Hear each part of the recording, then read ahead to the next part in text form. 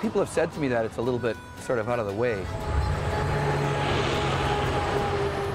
And I always say, well, you know what, if it's something good, it's a destination, right? It doesn't have to have walk-by traffic necessarily. Mike Mallon has been a passionate musician since he picked up drumsticks at the age of 12. But his new endeavor is quite different than the tours and festivals he's typically used to doing.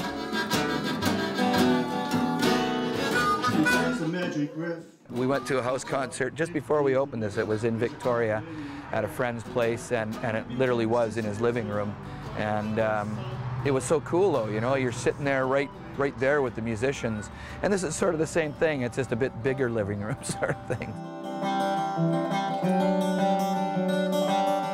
It feels like I'm going to Mike and Doreen's home. I'm a guest in their home, and I like that it's not a coffee shop or a bar. People aren't coming in and out throughout the event. We're just all there, taking turns playing.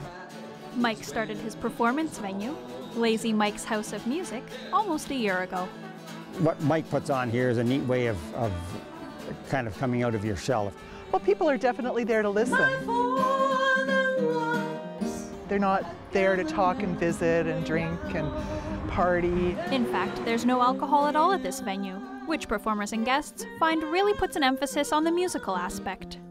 When people are sitting here and the musicians are playing, is that it's dead quiet. You know, all you can hear is the music. They're not here to sit and drink and tell dirty jokes or whatever. Lazy Mike's interactive jams are open to musicians of all backgrounds and skill levels, and their eclecticism is all part of the fun.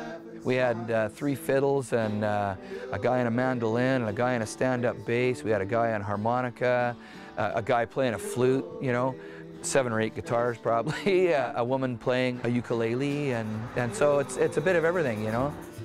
Maura is one of the newer regulars.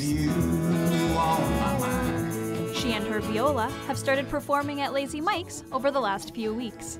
I was a bit nervous, and it was my first time playing unaccompanied ever in my life, and my first time performing by memory in my life, and my first time playing here, and I felt my tone of my instrument was really thin.